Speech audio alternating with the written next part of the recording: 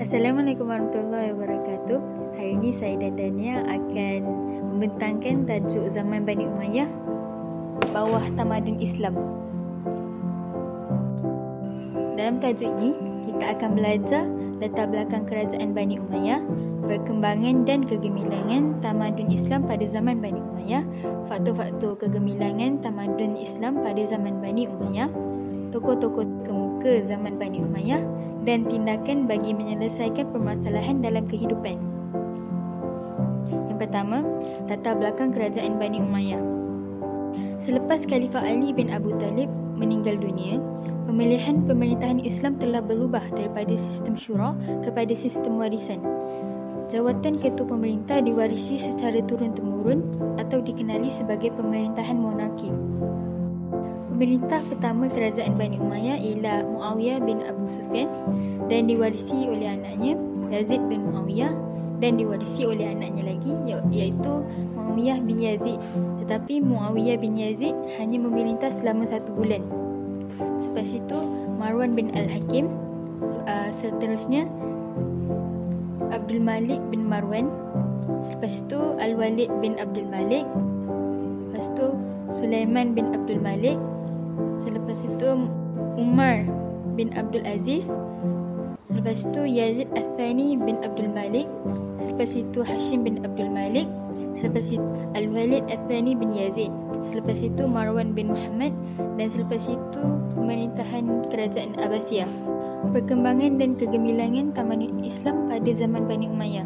Antara sumbangan kerajaan Bani Umayyah ialah dari segi politik, ekonomi, sosial, perundangan, pendidikan dan seni bina. Dari segi sosial, kerajaan Bani Umayyah telah menjamin kebajikan masyarakat dengan membela golongan yang lemah. Selain itu, berjaya membasmi kemiskinan. Dari segi ekonomi pula, kerajaan Bani Umayyah telah mengeluarkan mata wang dinar sendiri bagi menguatkan ekonomi wilayah-wilayah Islam daripada saingan dan ekonomi asing. Selain itu, mata wang terdiri daripada emas, perak, tembaga yang telah menyatukan wilayah-wilayah Islam dengan satu. Selain itu, mata wang terdiri daripada emas, perak dan tembaga yang telah menyatukan wilayah-wilayah Islam dengan satu sistem kewangan yang seragam. Dari segi ketenteraan pula, Jabatan Ketenteraan berkembang dan mempunyai sistem gaji yang berterusan. Terdapat seramai 40,000 orang tentera yang berdaftar di Mesir, manakala 60,000 orang di Iraq. Seterusnya, membina kapal perang untuk menghadapi ancaman musuh daripada kerajaan Rom melalui Laut Mediterranean. Dari segi politik dan pentadbiran pula, perubahan sistem pelantikan khalifah secara syura kepada pemerintahan sistem monarki, iaitu secara warisan. Selain itu, mengubah pusat pemerintahan kerajaan ke Damsyik oleh Muawiyah bin Abi Sufyan. Dan dari segi pendidikan, kemunculan tokoh-tokoh mazhab fiqh seperti Imam Abu Hanifah di Iraq dan Imam Malik di Madinah. Selain itu, kemunculan ulama-ulama yang terkenal seperti Imam Az-Zuhri, Imam Al-Auza'i dan Imam Ja'far As-Siddiq. Selain itu, pengumpulan dan penulisan hadis dilakukan pada zaman Khalifah Umar bin Abdul Aziz bagi mengelakkan berlakunya pemalsuan hadis. Dan akhir sekali, tulisan Al-Quran dikemas kini dengan meletak tanda-tanda yang memudahkan bacaan seperti kasrah, fathah, dhammah dan syaddah. Faktor-faktor kegemilangan tamadun Islam pada zaman Bani Umayyah.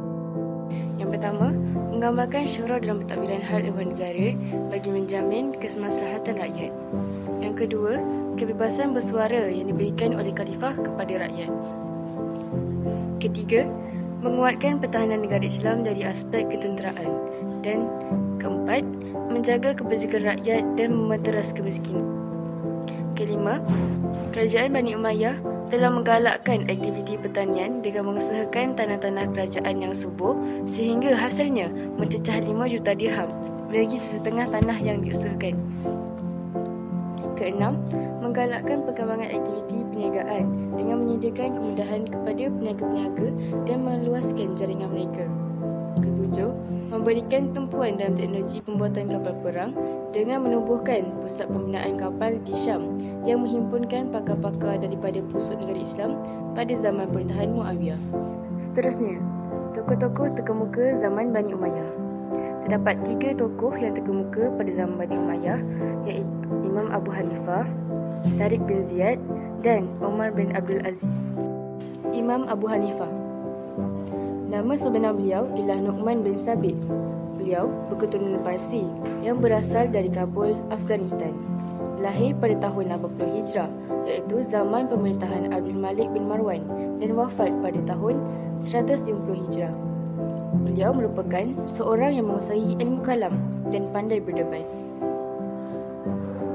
Seterusnya, tokoh terkemuka Tariq bin Ziyad. Nama penuh beliau ialah Tariq bin Ziyad Al-Barbari. Beliau berkhidmat di bawah Musa bin Sa'id. Setelah memenangi beberapa siri peperangan di Afrika Utara, beliau telah dilantik menjadi Gubernur Maghribi. Dan tokoh terkemuka yang terakhir ialah Umar bin Abdul Aziz. Beliau telah mengecualikan bayaran cukai ijazah terhadap kafir zimmi sehingga ramai yang memeluk Islam. Beliau telah mengeluarkan arahan rasmi kepada ilmu Syihab Az-Zuhri untuk membukukan hadis Rasulullah SAW. Beliau juga telah membina rumah transit untuk para pedagang serta menaik taraf infrastruktur untuk kemudahan rakyat. Dan akhir sekali, beliau telah mengasaskan Dewan Penasihat yang dianggotai oleh para ulama untuk memberikan nasihat kepada khalifah. Tindakan bagi menyelesaikan permasalahan dalam kehidupan. Yang pertama, kita hendaklah mengamalkan ajaran Islam yang tulen dengan bersungguh-sungguh mencontohi para ulama silam. Seterusnya, kita mestilah menguasai ilmu pengetahuan dan berdikari dalam kehidupan. Kita mestilah menguasai ilmu pengetahuan dan kemahiran dalam kehidupan supaya dapat berdikari. Selain itu, kita juga perlu mengikuti perkembangan sains dan teknologi serta mengelakkan pergaduhan dan perpecahan. Dan akhir sekali, kita hendaklah meyakini janji kemenangan daripada Allah. Dah, bye-bye. Sekian, terima kasih. Sekian, terima kasih. Assalamualaikum. Bye, Ustaz Sani. Bye.